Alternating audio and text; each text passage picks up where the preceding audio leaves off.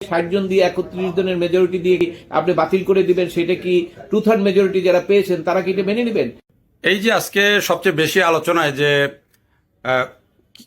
সংবিধান সংস্কার কমিশন এবং সেটার শপথ নেয় নাই, বিএনপি শপথ নেয় নাই, জামাত এবং এনসিপি শপথ নিয়েছে। এই যে বিএনপি নিল না এবং জামাত এনসিপি নিল, এটি দিয়ে আসলে কি মিন করে, কি হতে যাচ্ছে আসলে? আমি তো কি মিন করে রাজনৈতিক আলোকে যদি বলেন ওখানে আমি কিছুই বলতে পারবো না, কারণ আমি তো রাজনীতিবিদ না। তবে আইনের কথা যদি বলেন যে আইনে কি মিন করে, তাহলে আমি বলবো যেটা তাদের শপথ যেটা নিয়েছে এনসিপি জামাত, এটার কোনো মিন করে না, এটা মিনিংলেস। আর বিএনপি যেটা করেছে সেটা সংবিধান অনুযায়ী করেছে। বাংলাদেশের একমাত্র স্মার্ট সিটি বসুন্ধরা এখন আরো নিরাপদ, আধুনিকতায় আরো এক ধাপ এগিয়ে। কারণ সংবিধানে যা আছে এর বাইরে তো সরকার চলতে পারে না। কেন, এখন তো আমরা গণতন্ত্রে ফিরে এসেছি, আমরা তো গণতন্ত্রের ট্রেনে উঠে গেছি।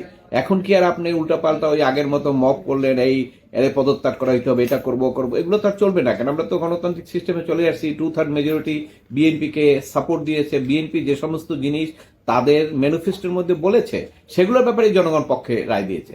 অতএব ওই ম্যানিফেস্টোতে যা আছে এর বাইরে তো বিএনপির করার কোনো কিছু দরকার নাই, এবং তারা করবে বলেও তো মনে হয় না। করবে কেন? তারা তো ম্যানিফেস্টো জনগণের কাছে দিয়ে দিয়েছে, এবং যত ম্যানিফেস্টো দিচ্ছে সবগুলো এই যে এক টার্মে করতে পারবে তাও তো বলা যায় না, তাই না? কাজগুলো তো করতে হবে। কারণ একটা সংবিধান চেঞ্জ করা তো সহজ কথা না, অনেকগুলো বিষয় বিবেচনা করতে হয়, বিল আনতে হয়, আলোচনা হয়, ডিসকাশন হয়, তারপরে এগুলো আবার আদালতে যায়, সবকিছু হওয়ার পরে তারপরে ফাইনাল হয়। তো সেক্ষেত্রে এই জিনিসগুলো আছে।